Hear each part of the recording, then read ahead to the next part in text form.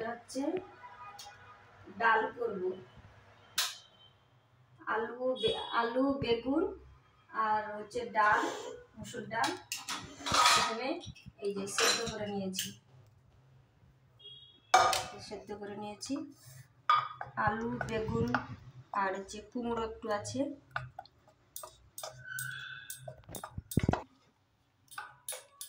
আলু দিয়েছি কিন্তু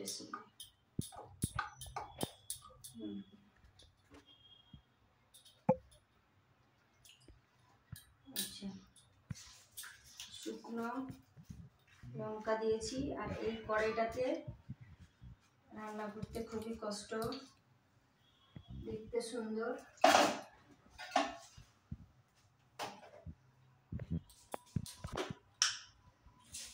আচ্ছা, একটু 5 ফোড়ন দিলাম, জিরো একটু ফোড়ন দিয়ে দিলাম। আচ্ছা, গোটা রসুনগুলো নন বেঙ্গলিদের মতো দিয়ে রাখলাম। বাঙালি দিয়ে কেন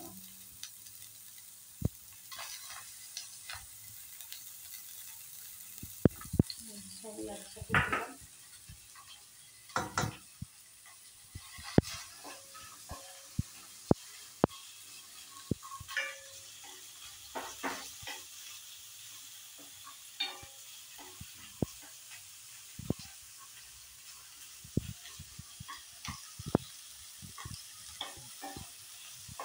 শুকনো লঙ্কাটা কিন্তু ভালো মতো ফোড়ন, হ্যাঁ বলছি শুকনো লঙ্কাটা ভালো করে ভাজা হলো না প্রথমে। কড়াইটাতে হিট হতে খুবই সময় লাগে, তাই এই যে তুলে দিয়ে একই সঙ্গে ভাজাভাজি দিয়ে গেল।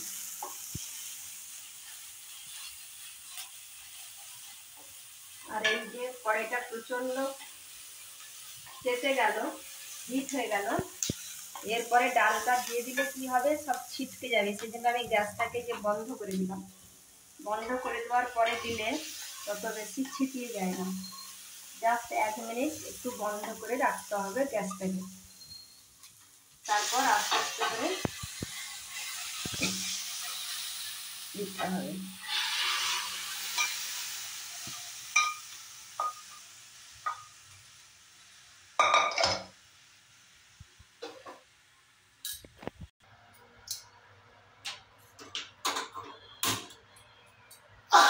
আবার জ্বালিয়ে দিলাম,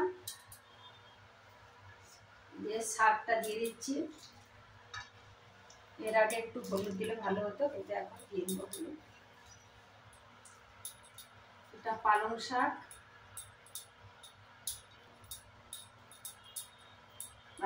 এটা ভালো করে ধুয়ে কুচিয়ে রেখেছিলাম, দিয়ে দিলাম।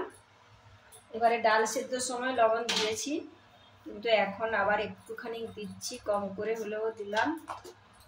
আর হলুদ দেবো এটাতে।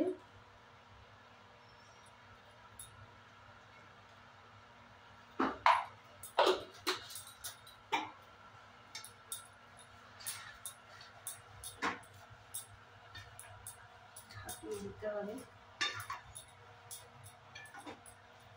ঢাকিয়ে দেবো। আর প্রেসার কুকারটাকে ধুয়ে জল একটু দিয়ে দেবো।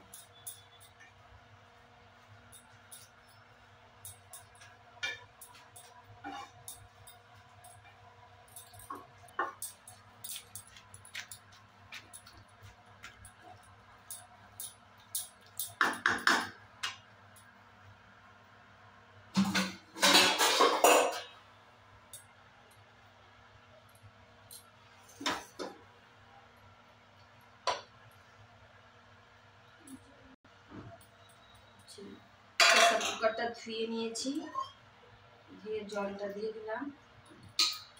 তারপর এতে একটু সুগার দিলে ভালো হয়, টেস্টি লাগবে, কিন্তু আমি তো দেবো না। সুগার খাওয়া ভালো না, শরীরের পক্ষে খুবই ক্ষতিকর, তাই প্রতিটা তরকারিতে সুগার দিচ্ছি।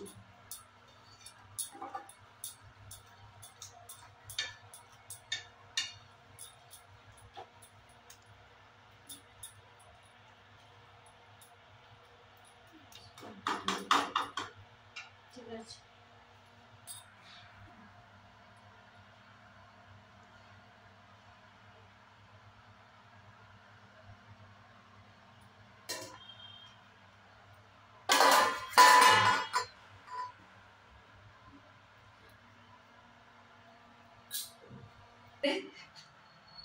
করলে আমরা বড়ি দিয়ে করি এটাকে, মানে আলু বেগুন আর হচ্ছে বড়ি বড়ি দিয়ে দিই, কিন্তু এটাতে বড়ি দিলাম না কারণ ডাল দিয়ে রান্না করছি।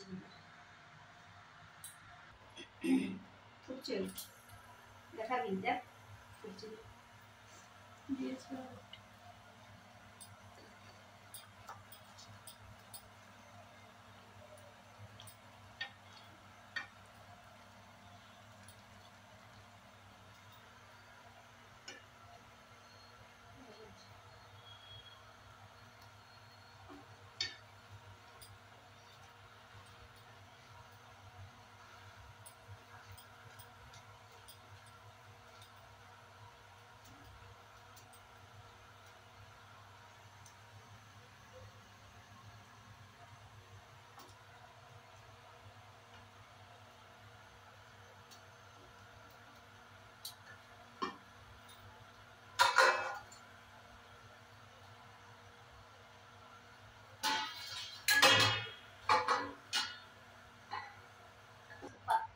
পালং শাকটা বন্ধ করে দিলাম এখনই, এই যে বেশি ফুটাচ্ছি না কারণ এ তো সবুজ পাতলা পাতা, তো হাতেই নুয়ে যায়, তাই এত হিটেতে হয়ে যাবে ধনে পাতা, তাই হয়ে গেছে, তাই বন্ধ করে দিলাম।